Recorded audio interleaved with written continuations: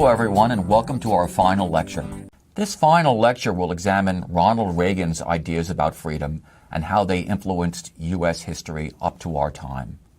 But first, let's review the ideas about freedom held by Americans in our four previous historical periods: the Revolutionary period, the Civil War era, the New Deal era, and the Great Society era. And we'll start with an interesting event that took place at the end of the 1960s. In 1969, a group calling itself Indians of All Tribes staged a remarkable political action off the coast of San Francisco, California. Under cover of night, on November 9th, they took boats out to Alcatraz Island and staged a symbolic occupation of what had once been America's most notorious prison. They only stayed for a night, and then the authorities removed them. Alcatraz, as a prison, shut its doors in 1963, leaving behind only its structure and the legends of hardened convicts trying to break out of the complex. Now, ironically, the government found itself confronted by a constituency that wanted not to break out of Alcatraz, but break into it. The first of these attempted break-ins took place in March of 1964, when 5 members of the Sioux Nation landed on the island and seized it under an 1868 treaty that allowed Indians to appropriate surplus federal land. They argued that if the federal government wasn't going to do anything with the darn place, it should be given back to the First Nations.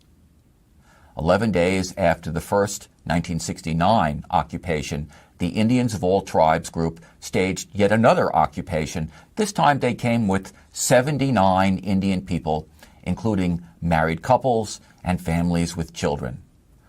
They climbed up to Alcatraz's water tower and they graffitied it with a sign: "Peace and freedom, welcome, home of the free Indian land." And they issued a proclamation that read in part, "We, the Native Americans, reclaim the land known as Alcatraz Island in the name of all American Indians by the right of discovery. We wish to be fair and honorable in our dealings with the Caucasian inhabitants of this land, and hereby offer the following treaty.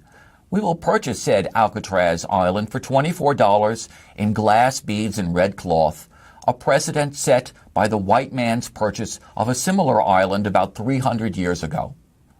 We know that $24 in trade goods for these 16 acres is more than was paid when Manhattan Island was sold, but we know that land values have risen over the years."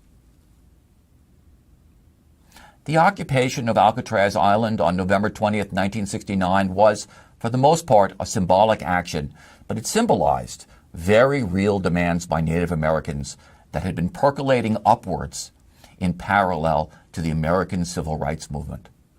Native American groups had been encouraged by Franklin Roosevelt's New Deal, his Indian New Deal, which recognized Indian tribes and encouraged greater tribal autonomy. But the Eisenhower and Truman administrations had lapsed back into policies more reminiscent of the old Dawes Act days of the 1890s. They called their philosophy termination, getting rid of reservations and trying to integrate Indians into the mainstream. The government literally terminated tribes, no longer recognizing their existence and no longer providing them with assistance. Many First Nation groups protested these policies, and in response, these policies were abandoned by the Kennedy administration, and the Johnson administration stepped up federal aid to the tribes. But now, indigenous groups demanded something more. They wanted to be recognized as nations. They wanted what Native groups often call nation-to-nation status with the United States. They wanted to be seen as akin to the emerging nations in the Third World. As one leader of the Indian Youth Council declared, "We are not free in the most basic sense of the word. We are not allowed to make those basic human choices about our personal life and the destiny of our communities." For these groups of people, freedom meant self-government, the right to self-determination, the right to govern themselves and it meant the right to belong to a nation. Once again, we see that word freedom coming up again, and in a sense, ironically, the Alcatraz Island version of freedom returns us to the vision of freedom held by the founders of the United States of America. Self-determination, the right to govern oneself and not be governed by an empire, and the right to have rights so that one is able to participate in governing. The right to vote, the right to sit on juries, the right to certain basic liberties, such as the right to a trial and the right to freedom of speech. The first Americans defined those freedoms very narrowly as the rights of property-owning white men. But by the second period we've studied, the Civil War era, property ownership requirements were abandoned in all states, and with the abolition of slavery, voting rights were extended via the 15th Amendment to all men of all colors. Just as important, President Abraham Lincoln emphasized the importance of equality as a foundation for freedom. We can't be free unless we are certain that we are governed equally under the laws, Lincoln believed. All men are created equal, Lincoln reiterated from the Declaration of Independence in his famous Gettysburg Address. But Lincoln and his followers now argued that it was the business of government to make sure that that kind of equality prevailed. Thus, the 14th Amendment of the Constitution guarantees us equal protection under the laws, and the amendment prohibits the states from abridging the privileges and immunities of United States citizens. In other words, the 14th Amendment charges the federal government with making sure that our state and local governments don't deny us basic freedoms. In our third period, President Franklin Roosevelt extended those ideas to economic freedom. During his New Deal era, he and his followers argued that freedom and equality are meaningless if Americans can't put food on their table. FDR's definition of freedom emphasized the role of the state in helping Americans through economic emergencies like the Great Depression, while at the same time respecting the rights of Americans to privacy and free expression, and the right to make individual choices about how they live their lives, free from the interference of the state. In the 1960s, Lyndon Johnson built upon FDR's ideas about freedom, but his Great Society expanded on those ideas, taking on the unfinished business of previous generations: equality for people of color, equality for women, and an attempt to not only help millions of Americans with social programs like Medicare and Medicaid, but to try to eliminate poverty itself. Now, in our last lecture, we will take a look at Ronald Reagan's ideas about freedom, which often emphasized freedom from government and greater reliance on the market rather than government in helping Americans to secure their freedoms and prosper. In a sense, the dilemma that we face today as Americans is choosing which of these visions of freedom to adhere to. It is certainly the problem that many American presidents have faced since Reagan, and sometimes this included Ronald Reagan himself. Your book author, Eric Foner, notes that Ronald Reagan followed an unusual path to the White House. He started out as a New Deal Democrat. If you ever want to hear him in this phase, just listen on YouTube to his speech endorsing Democrat Harry Truman for president in 1948, back when he was head of the Screen Actors Guild and still a Hollywood actor. In other words, Ronald Reagan was not always the Ronald Reagan who took over the White House in 1980. The turning points of his career appear to have been when he took a job as TV spokesperson for the General Electric Corporation and discovered the high-paying virtues of espousing pro-corporate politics, and when he married the actor Nancy Davis, who further encouraged him to move to the right. Reagan's big political turn came when he decided to support Barry Goldwater for president in 1964. Then he ran for governor of California in 1966 on a platform that basically promised to put black people and college students in their place. Shortly after the Watts upheaval, he declared that police were the only thing protecting you from, quote-unquote, the jungle, You get the idea. From the governorship, Reagan ran for president in 1976 and then ran for president in 1980, and he won the White House in 1980. And once he won the White House, he went after most of the assumptions of the 20th century that we associate with Franklin Roosevelt and Lyndon Johnson, and even presidents of the progressive era in the early part of the 20th century, especially the idea of progressive taxation. So what is progressive taxation? Progressive taxation is an idea that emerged in the USA in the early 20th century, and its most prominent advocates were Theodore Roosevelt and Woodrow Wilson. And progressive taxation basically argues that someone whose income mostly consists of stocks and stock options and capital gains and such should be taxed at a higher percentage than, say, a working mother of two who makes $50,000 a year as a medical assistant. As President Theodore Roosevelt put it, and I quote, "The absence of effective state and especially national restraint upon unfair money-getting has tended to create a small class of enormously wealthy and economically powerful men whose chief object is to hold and increase their power. The prime need is to change the conditions which enable these men to accumulate power, which it is not for the general welfare that they should hold or exercise." And Theodore Roosevelt continued, "We grudge no fortune. If it is honorably obtained and well used, it is not even enough that it should have been gained without doing damage to the community. We should permit it to be gained only so long as the gaining represents benefit to the community. This, I know, implies a policy of a far more active governmental interference with social and economic conditions in this country than we have yet had. But I think we have got to face the fact that such an increase in government control is now necessary."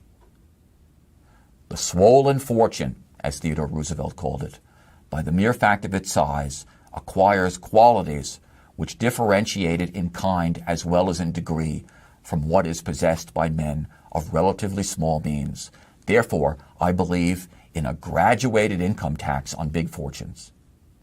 But Reagan, of course, disagreed with this perspective.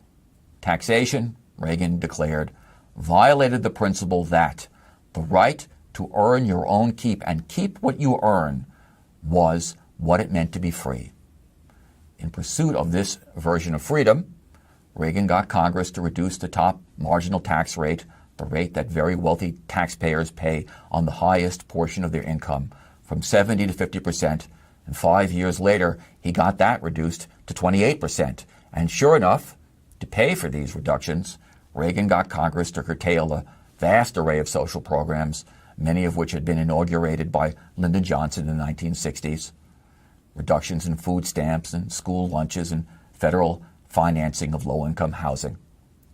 Paradoxically, however, Reagan dramatically boosted military spending, which obliterated the savings from his cuts in domestic spending. In addition, while many of Reagan's supporters applauded cuts in social programs for the very poor, they opposed cuts in New Deal and Great Society programs that now they depended on, such as Social Security and Medicare and Medicaid and unemployment insurance.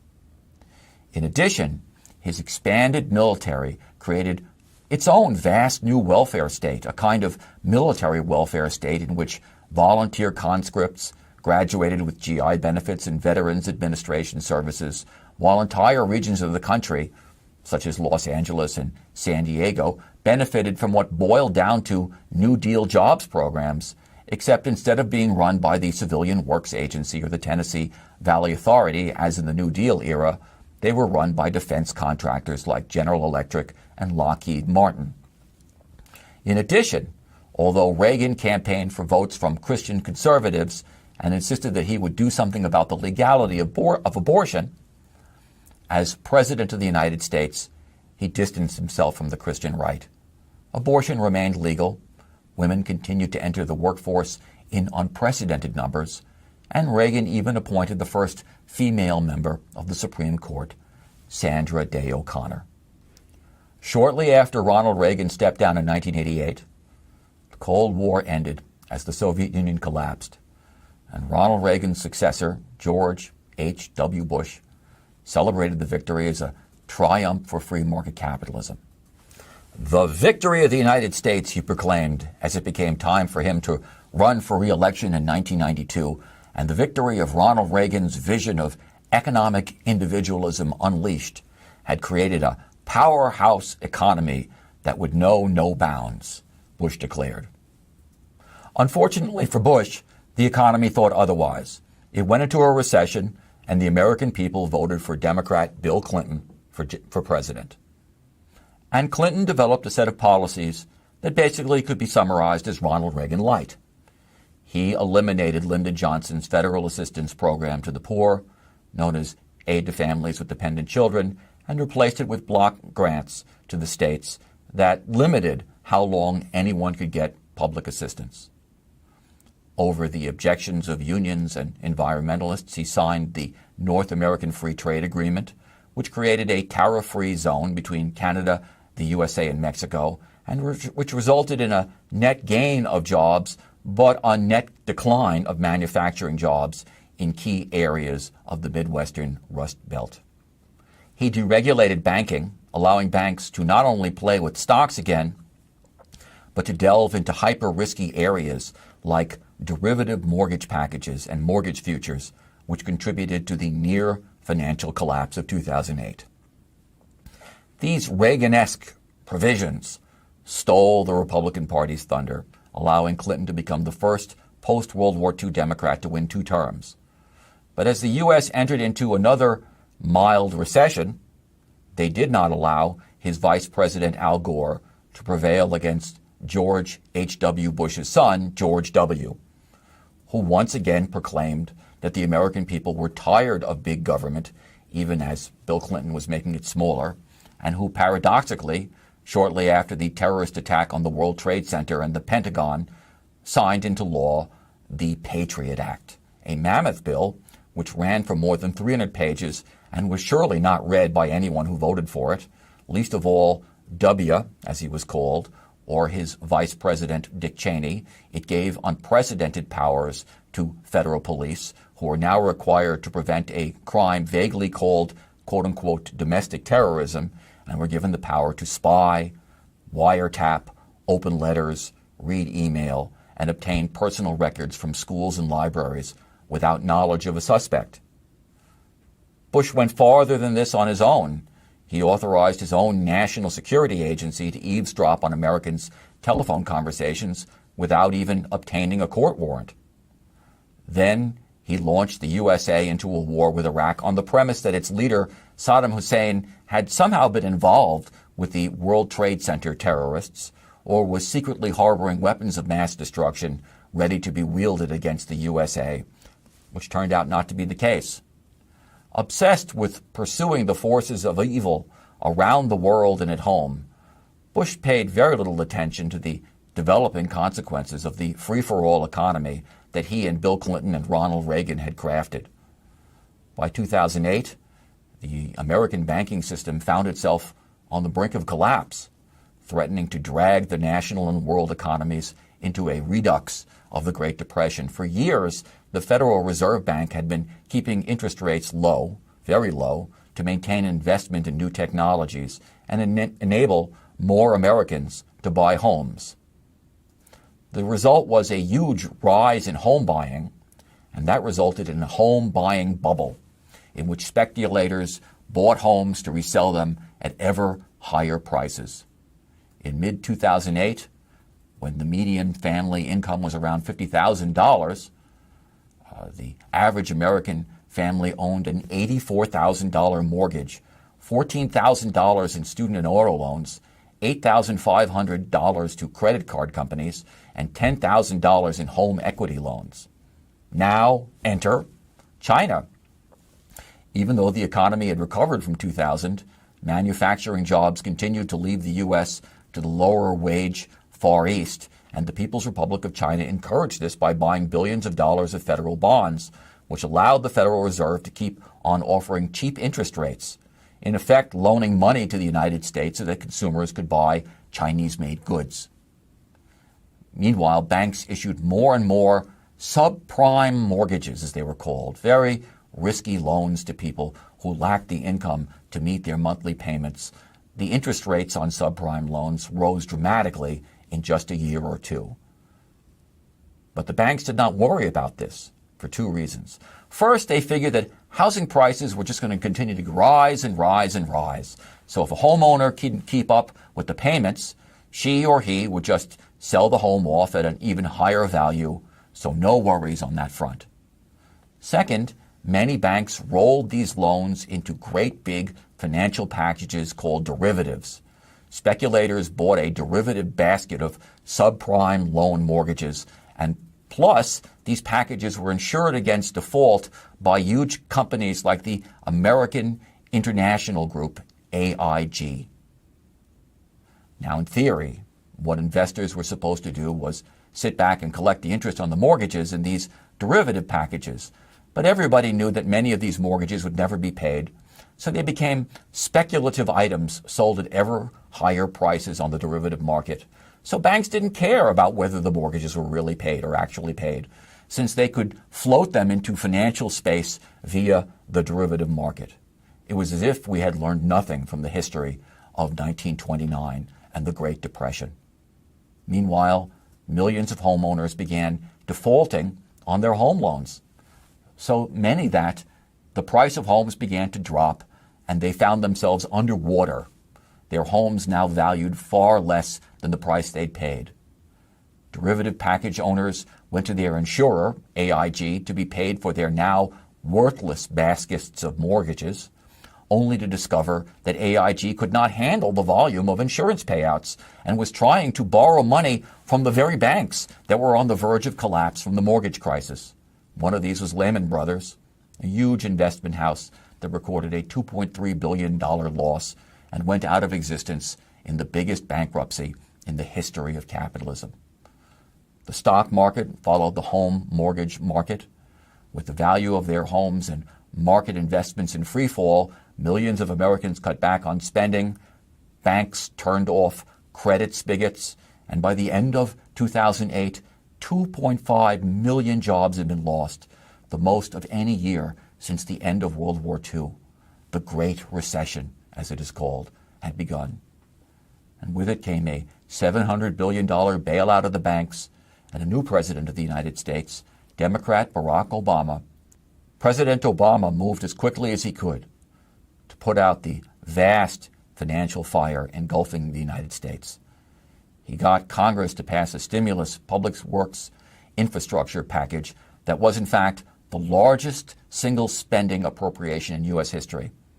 He created a financial oversight agency that has barred many of the practices that led to the recession.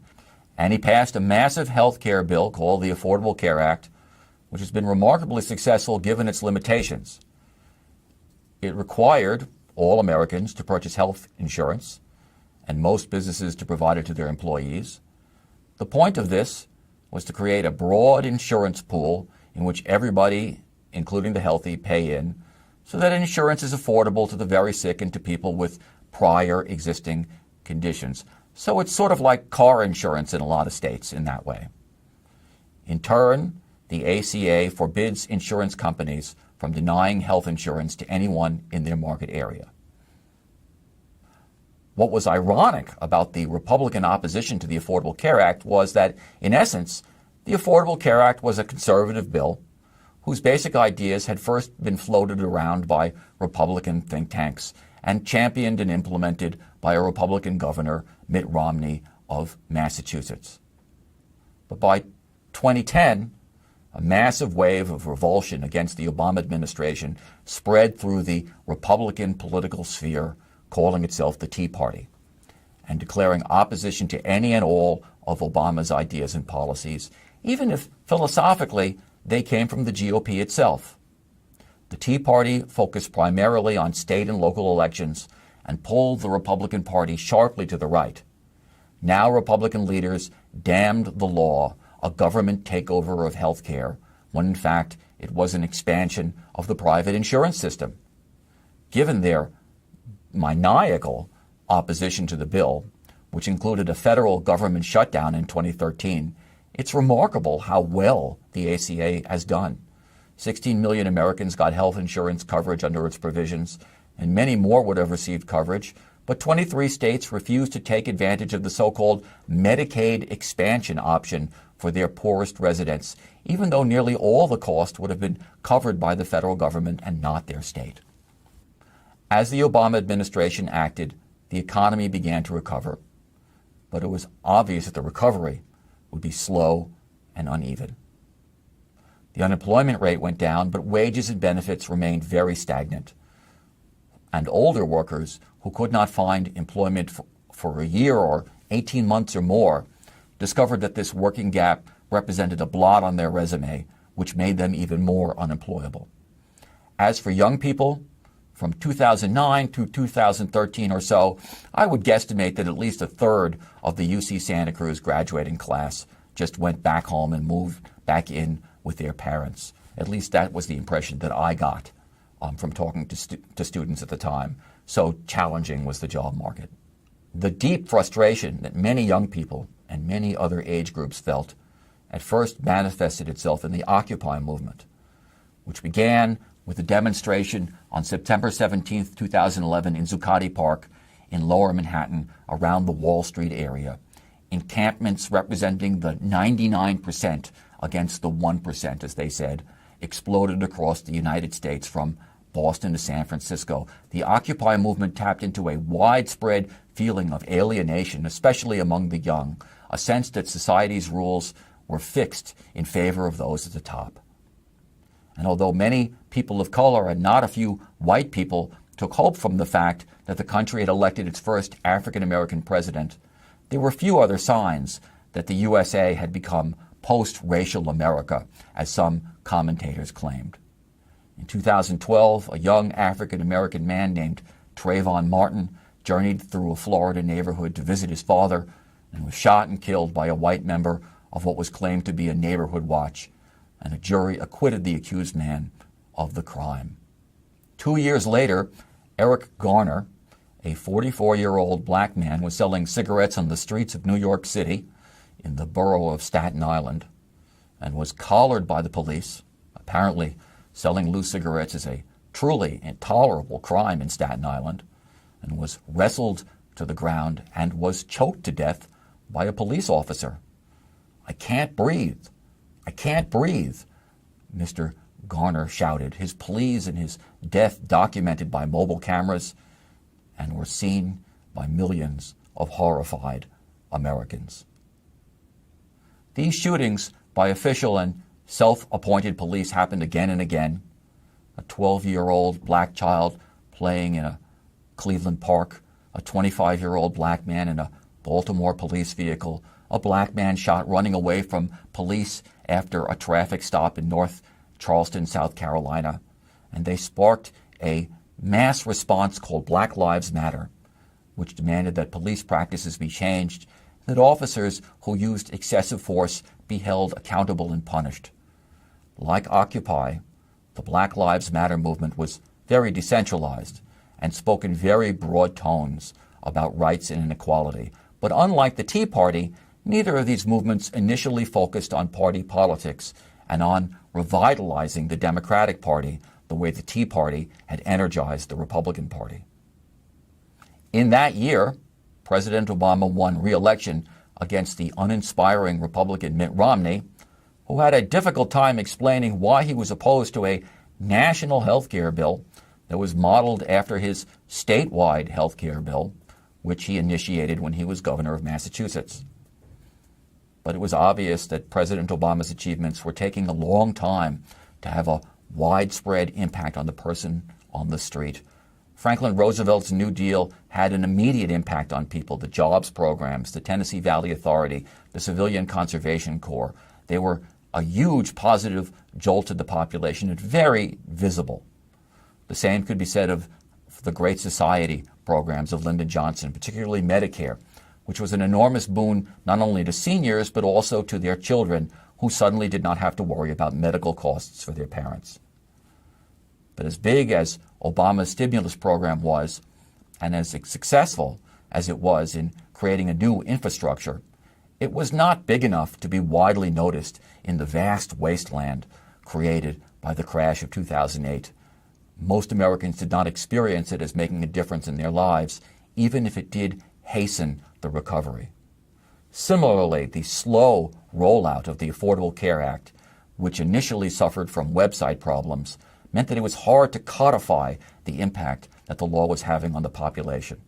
Indeed, the popular TV host Jimmy Kimmel did a person-on-the-street poll in which he asked New Yorkers which they preferred, the Affordable Care Act or Obamacare, as it was called, which revealed that many of his interviewees did not know that these two names referred to the same social program.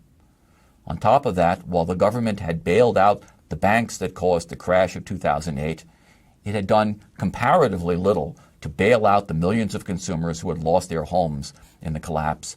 The banks that had loaned them money were apparently too big to fail, but the millions of failed homeowners themselves could be left at the side of the road, it seemed. Within this context, the presidential election of 2016 loomed, and the political system found itself in turmoil.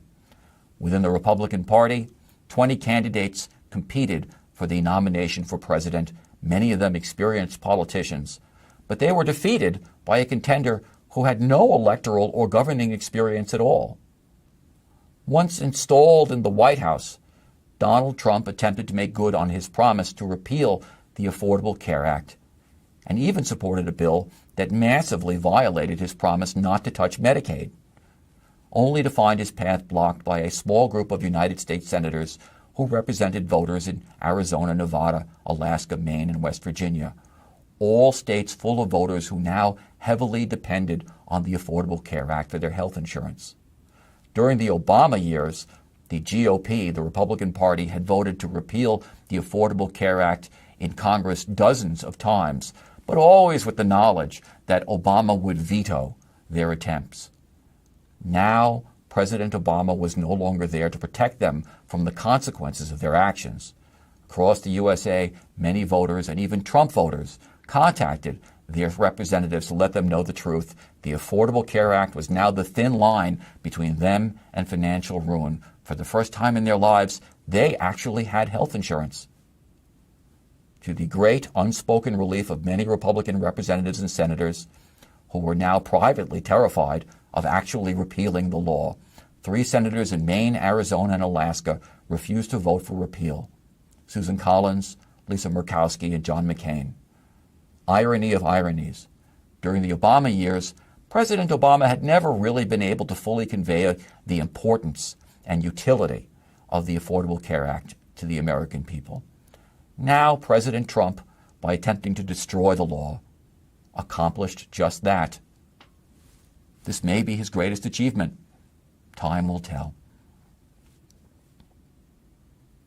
And so here we are, living in a country that created the Affordable Care Act and President Donald Trump, that has Black Lives Matter and the Tea Party, that has Bernie Sanders and Steve Bannon, that has Michelle and then Melania. And we are still grappling with the questions that we have focused on in this class. What do the words freedom and liberty mean? And how much of that liberty and freedom do we want, and in what contexts? How much of Thomas Jefferson's version of freedom and liberty do we want, with his emphasis on creating a land-holding middle class trekking to the west? How much of Alexander Hamilton's version of freedom and liberty do we want, with his focus on strengthening the banking and industrial sector of the USA? How much of Abraham Lincoln's version of freedom and liberty do we want, with his opposition to slavery and his philosophy of government of the people, by the people, and for the people? A government committed to equality under the laws for all. How much of Franklin Roosevelt's version of freedom and liberty do we want, with his emphasis on government creating a safety net for Americans while staying out of their private lives? How much of Lyndon Johnson's version of freedom and liberty do we want, with his focus on a war on poverty and the struggle against racism?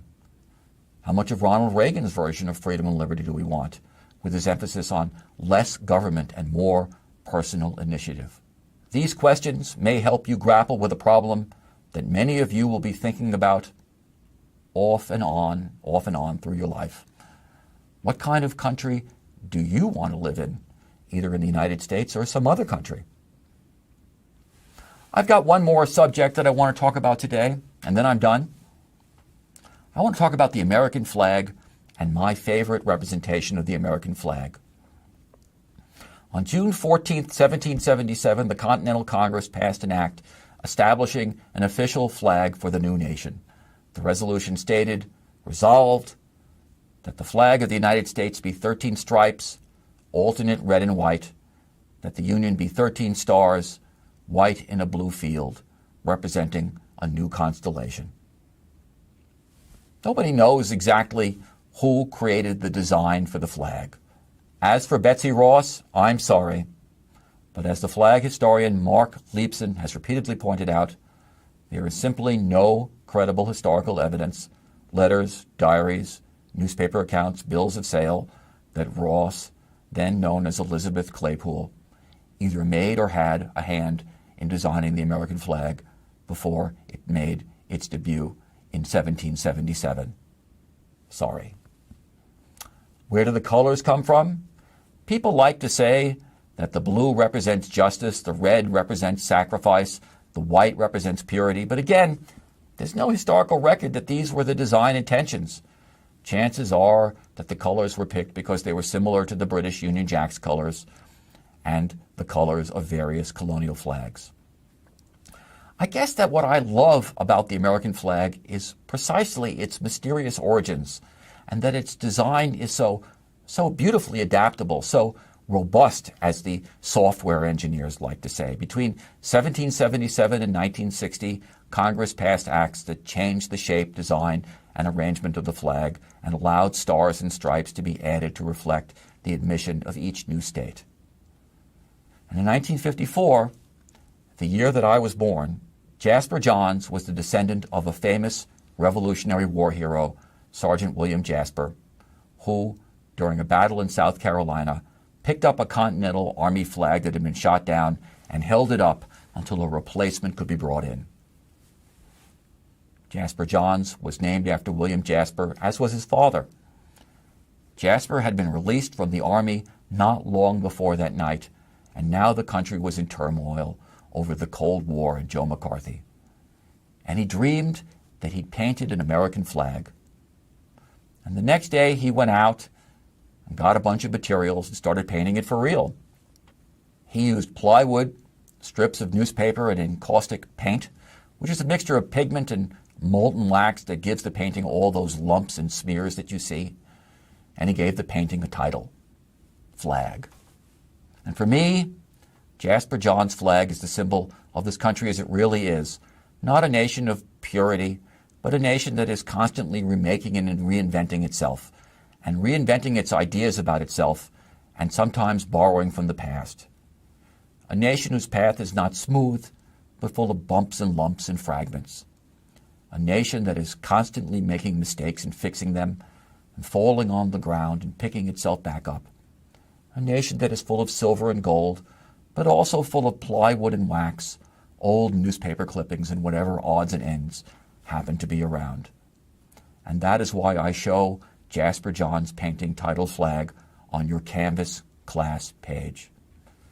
And very soon, it will be your turn to pick this country back up and add your materials and visions and dreams to the tapestry of this country. Perhaps what you've learned in this class will help you when that time comes. Thank you for taking this course.